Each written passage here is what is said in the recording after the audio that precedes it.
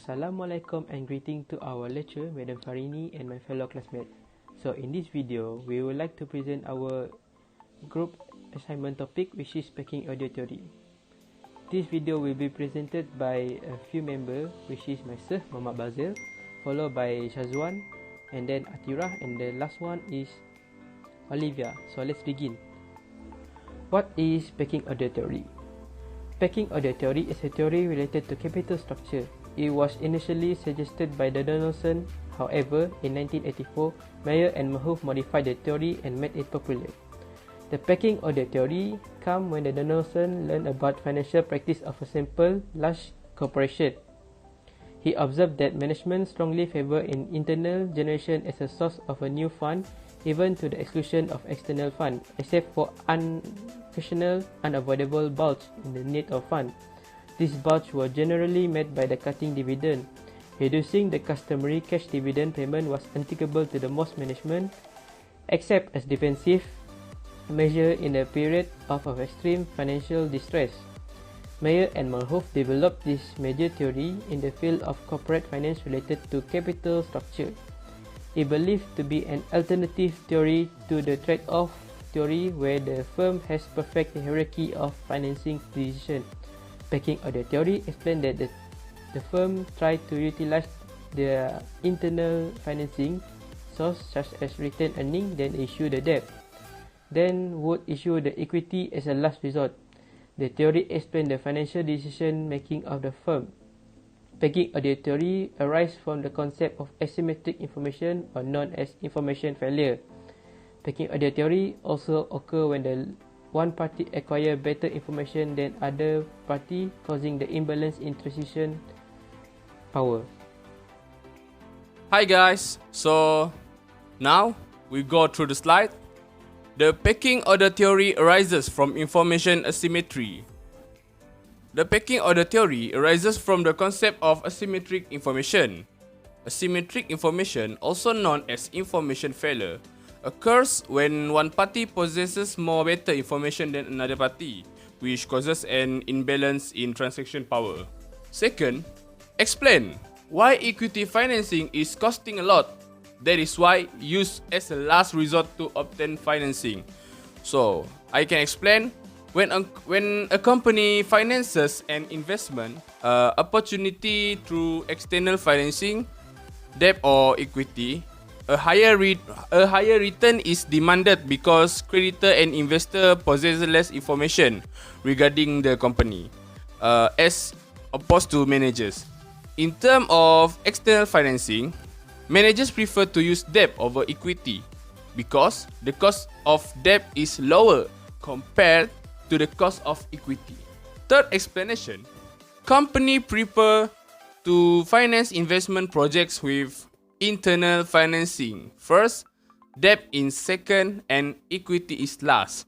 So, the pecking order theory related to a company's capital structure in that it helps explain why companies prefer to finance investment project with internal financing first, debt second, and equity last.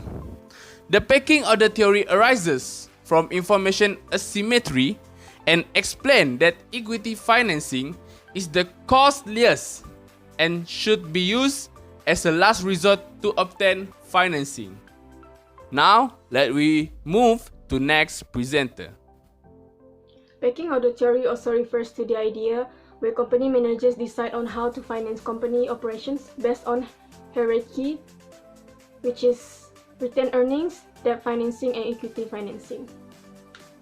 Asymmetric information, also known as information failure, to compensate these external sources of finances demand a higher rate of return to counter the risks that they're taking. Starting off with the first choice in pecking order theory, which is retained earnings financing, which is also known as internal financing, comes directly from the company and minimize asymmetry.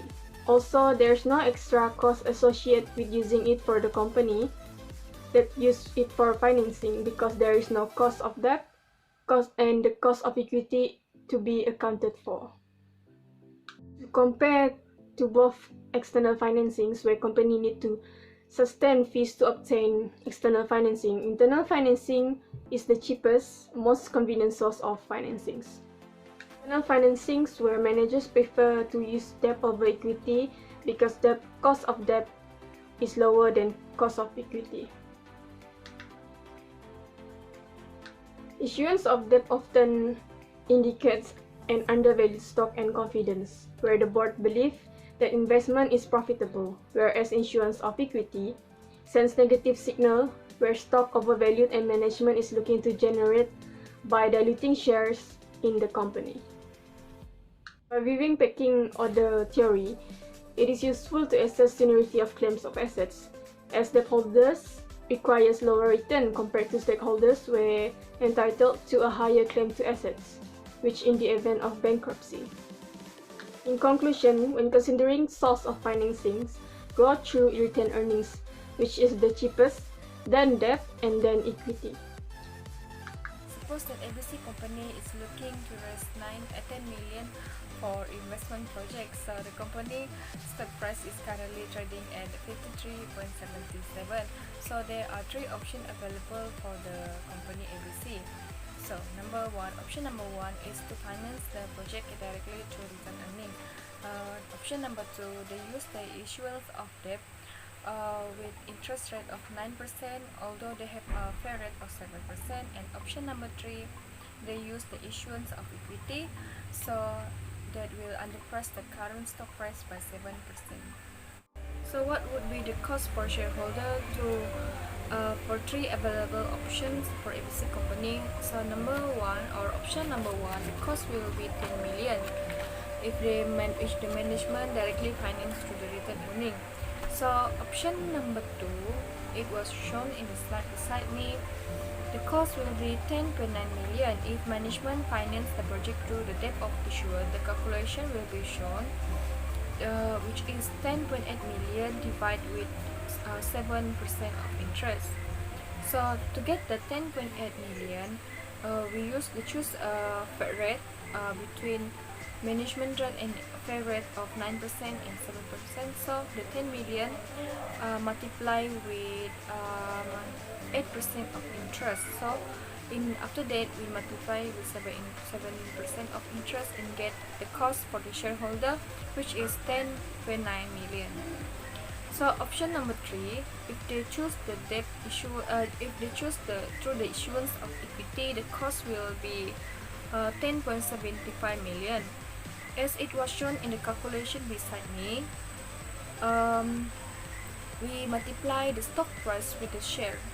So to know the amount of the shares, we calculate the stock price, which is 55.73, multiply with the 93% or 0.93%, and 0.93% we obtain from the 7% of interest. So after that we get the 50, and that 50 we divide with 10 million. So the amount of share is 200,000 of shares, and then the cost will be 10.75 million through the multiplying the 200 shares with the stock price.